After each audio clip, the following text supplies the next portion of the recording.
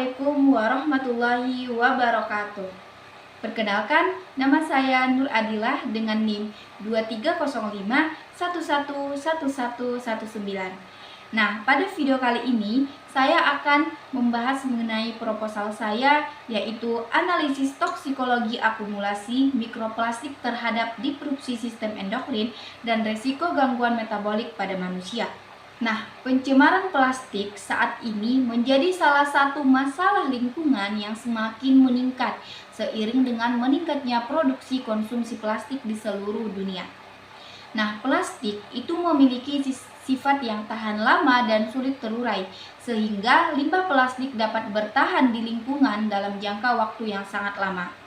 Nah, seiring waktu, limbah plastik ini akan mengalami proses degradasi baik secara fisik, kimia, maupun biologi, sehingga menghasilkan partikel plastik yang berukuran sangat kecil yang disebut dengan mikroplastik. Nah, mikroplastik ini didefinisikan sebagai partikel plastik yang berukuran kurang dari 5 mm. Nah, partikel ini dapat berasal dari pecahan plastik berukuran besar maupun dari plastik yang sejak awal diproduksi dalam ukuran mikro untuk keperluan industri. Nah, yang melatar belakangi proposal saya ini ialah mikroplastik saat ini telah ditemukan di berbagai kompartemen lingkungan seperti perairan laut, sungai, tanah, sedimen, bahkan udara. Nah, partikel mikroplastik bersifat persisten dan dapat menyerap berbagai zat kimia berbahaya dari lingkungan. Nah, oleh karena itu, mikroplastik tidak hanya berperan sebagai polutan fisik, tapi juga sebagai media pembawa kontaminan kimia berbahaya.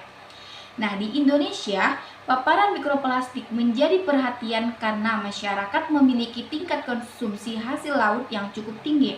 Nah, begitu juga menurut penelitian oleh Arhafnah menunjukkan bahwa mikroplastik telah ditemukan pada organisme perairan seperti ikan dan kerang yang sering dikonsumsi manusia. Nah, selain itu, pada penelitian oleh LI dan kawan-kawan juga menunjukkan bahwa mikroplastik tidak hanya di lingkungan, tapi juga berpotensi ditemukan dalam sampel biologi manusia. Nah, hal ini menimbulkan kekhawatiran karena mikroplastik dan zat kimia yang dikandungnya diduga dapat mempengaruhi sistem biologi manusia, terutama pada sistem endokrin yang berperan dalam regulasi hormon dan metabolisme tubuh. Nah, berdasarkan latar belakang yang saya sampaikan tadi, rumusan masalah yang dapat diambil ialah yang pertama, bagaimana proses paparan, distribusi, dan akumulasi mikroplastik dalam tubuh manusia. Nah, yang kedua ialah bagaimana mekanisme toksikologi mikroplastik dalam memicu disrupsi sistem endokrin. Nah, yang ketiga ialah bagaimana keterkaitan antara paparan mikroplastik dengan peningkatan risiko gangguan metabolik berdasarkan hasil penelitian ilmiah. Nah, tujuan dari penelitian ini ialah yang pertama, untuk mengetahui proses paparan dan akumulasi mikroplastik dalam tubuh manusia. Nah, yang kedua, untuk mengetahui mekanisme toksikologi mikroplastik dalam memicu disrupsi sistem endokrin. Nah, yang ketiga ialah untuk mengetahui hubungan antara paparan mikroplastik dengan peningkatan resiko gangguan metabolik berdasarkan hasil penelitian. Nah, adapun manfaat dari penelitian ini, yang pertama yaitu manfaat teoritis. Nah, manfaat teoritis ini ialah dapat memperkaya literatur ilmiah, baik itu dalam bidang toksikologi lingkungan, fisiologi endokrin, maupun kesehatan masyarakat. Nah, manfaat penelitian ini dalam manfaat praktis ialah diharapkan dapat menjadi dasar dalam penyusunan kebijakan pengendalian pencemaran mikroplastik serta pengembangan standar keamanan pangan. Nah, sehingga resiko gangguan metabolik pada masyarakat dapat diminimalkan. Nah, mikroplastik itu merupakan partikel plastik yang berukuran kurang dari 5 mm yang terbentuk akibat proses degradasi plastik. Proses degradasi ini dapat terjadi karena paparan sinar ultraviolet, abrasi mekanik, maupun aktivitas biologi.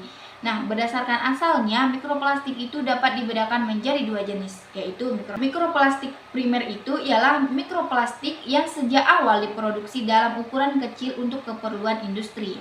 Adapun mikroplastik sekunder ialah mikroplastik yang berasal dari fragmentasi ataupun pecahan plastik yang lebih besar. Nah, mikroplastik dapat masuk ke rantai makanan karena ukurannya sangat kecil sehingga dapat tertelan oleh organisme laut. Kemudian berpindah ke tingkat trofik yang lebih tinggi hingga akhirnya dikonsumsi oleh manusia. Nah, kajian teori dari toksikologi mikroplastik ialah dalam perspektif toksikologi, mikroplastik dapat memberikan efek merugikan terhadap organisme melalui mekanisme fisik maupun mekanisme kimia. Nah, secara fisik, partikel mikroplastik dapat menyebabkan iritasi jaringan dan peradangan. Nah, secara kimia, mikroplastik dapat melepaskan zat aditif seperti bisphenol A dan ftalat yang bersifat sebagai endokrin disruptor kimia. Nah, paparan mikroplastik juga dapat meningkatkan produksi reaksi oksigen yang menyebabkan terjadinya stres oksidatif. Nah, stres oksidatif ini dapat merusak struktur sel, protein, serta DNA. Nah, dalam jangka panjang dapat menyebabkan gangguan pada fungsi organ tubuh. Nah, sistem endokrin itu merupakan sistem yang terdiri dari berbagai kelenjar yang menghasilkan hormon untuk mengatur berbagai fungsi tubuh. Nah, beberapa hormon penting yang berperan dalam metabolisme energi itu ialah insulin dan leptin. Nah, insulin ini berfungsi untuk mengatur kadar gula dalam darah, sedangkan leptin itu berperan dalam pengaturan nafsu makan dan keseimbangan energi.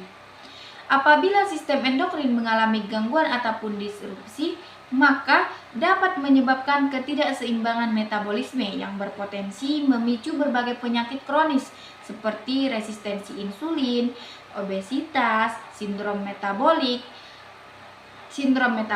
Nah, mikroplastik yang mengandung senyawa kimia itu diduga dapat bertindak sebagai endokrin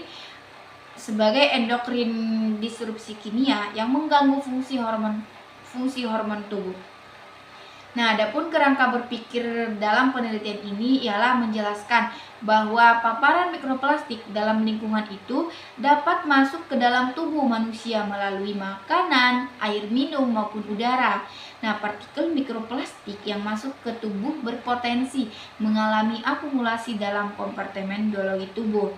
Nah, akumulasi ini dapat menimbulkan berbagai efek toksik yaitu seperti disrupsi sistem endokrin, stres oksidatif, dan inflamasi jaringan, gangguan fungsi metabolisme. Nah, gangguan-gangguan tersebut itu pada akhirnya dapat meningkatkan resiko terjadinya gangguan metabolik pada manusia.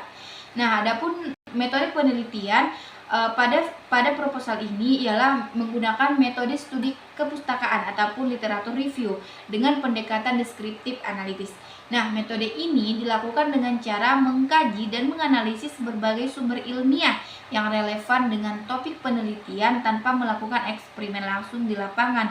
Nah, pendekatan deskriptif ini digunakan untuk menggambarkan temuan penelitian mengenai paparan mikroplastik. Sedangkan pendekatan analitisnya itu digunakan untuk mengkaji hubungan antara mikroplastik, disrupsi sistem endokrin, dan gangguan metabolik. Nah, pada penelitian ini menggunakan analisis data dengan beberapa tahapan, yaitu tahapan pertama ialah reduksi data. Nah, reduksi data ini ialah menyaring informasi yang relevan dengan topik penelitian. Nah, yang kedua ialah klasifikasi data, yaitu mengelompokkan data berdasarkan tema seperti mekanisme toksikologi, dampak endokrin, dan gangguan metabolik. Nah, yang ketiga ialah dengan sintesis data. Sintesis data ini ialah menghubungkan berbagai hasil penelitian untuk membangun argumentasi ilmiah. Nah, yang keempat ialah penarikan kesimpulan, yaitu menyusun kesimpulan berdasarkan hasil analisis literatur secara sistematis. Nah, adapun kesimpulan dalam penelitian ini ialah mikroplastik itu merupakan polutan lingkungan yang berpotensi memberikan dampak terhadap kesehatan manusia. Nah, paparan mikroplastik ini dapat menyebabkan berbagai efek biologis seperti stres oksidatif, inflamasi, serta gangguan pada sistem endokrin. Nah, gangguan pada sistem endokrin ini berpotensi meningkatkan risiko gangguan metabolik seperti resistensi insulin, obesitas, sindrom metabolik.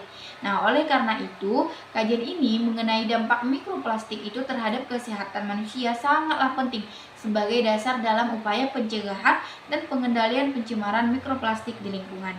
Demikianlah penjelasan saya mengenai topik proposal saya. Kurang dan lebihnya saya mohon maaf. Wabillahi taufiq wal hidayah. Wassalamualaikum warahmatullahi wabarakatuh.